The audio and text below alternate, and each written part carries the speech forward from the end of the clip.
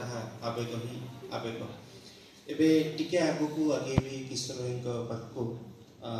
एवं से कथा को आगोटे आड़ को नेबे जे बेले बेले किछि किछि अंचल बासना थाए किशोर भाई आम जो फकीर मोहन को पढ़ू आमको लगे तांकर से जो शब्द धर जो मु जान नी आम आड़े अंगा कहवा नाला किंतु जो पेटेंट मेडिसिन रे मकरा को से अंगा किणीदेवे बोली कहले सार्ट किणीदेवे बोली कहले मत लगे रे भल कथा तो आ सब चमके जिते कांत कवि को पढ़े जे गोटे सेमितिया शब्द जहाँ को आम सब थट्टा करूँ किस कहूचु बोली कहू से अंचल आसवा लोक को थट्टा करूँ भावतु गोटे जीवन रेभेन्सा पाठ पढ़ी जाइथिबो जातीयतावादी आंदोलन सहित संपृक्त हो गोपबंधुंकर अनुज थी रास करुथिबो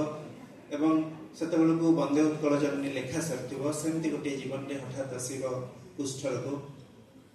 संतान मान दूरे जावाक हम एवं लेखा हम जहाँ देता सबू तो नेलणी आउ किस एवं छड़ेब जस शब्द सहित ये किस को आणिकी गोटे शास्त्रीयतार मर्यादा पाखे पहुँचेबा ये तो जीवन धान खला भी अच्छी कवितार कला भी अच्छी किशोर भाई से दिगरे हमको आउ टिके उजागर करंतु जे कला और कौशल आउ जीवन धान खलार ये गोटे समन्वय नुहे निश्चय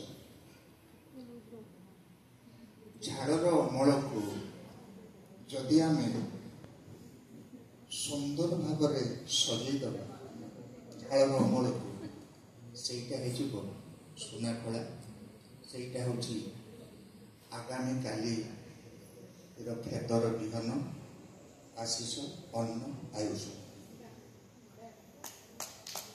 यहाँ हूँ विषय वस्तु कथा आम कहले भितर ज्ञानी गोटे प्रश्न करते जो आंचलिक शब्द मान धीरे धीरे शास्त्रीय मान्यता पाई जाउछन्ती पाइबा उचित उचित ये आमर मत मु भावी बोधे ये जो वैदेशिक शब्द आंचलिक शब्द तत्सम तद्भव शब्द गोटे मिश्रित जो फ्यूजन मिसगले यार प्रथम बोधे बड़देव प्रथम कवितार मु प्रथम पाइली चमकेला जगन्नाथ दास सुरेन्द्र महांती वर्ग मनोज दास आम जब गोटे मानव ओडिया भाषा कथा कहवा ना आसे साहित्यर गोटे बड़ करामती हूँ भाषा को संरक्षित कर बंचई रख भाषा को समृद्ध कर बढ़ेब एवं भाषा को आहरी कलात्मक और प्रभावी कर खाली मन नुह जो इंद्रिय पांचटी आम रही से इंद्रिय जिते गोटे इंद्रिय हूँ श्रवण इंद्रिय केतु से बाकी खसी पड़ो मन भल पाए प्रभाव पकेब ना जिते आम कहूँ गोटे आंचलिक भाषा कथा W.R. Goodman Bodhe क्विंटेसेंस of literary essence गोटे कथा अच्छी writer is as much a product of his own society as his literature is his own reaction to life. गोटे कवि गोटे मनुष्य जो निज गोटे मोर व्यक्तित्व मुझे नुहे गोटे हजार हजार व्यक्तित्व अंशावतार नुहे अनेक मान प्रभाव मिसिक गोटे अद्भुत नवगुंजर प्रत्येक मु एवं जो कवि कहूँ मु पाठक पढ़ुची मुझे पढ़ुथ कविर निजस्व जीवन किसी ना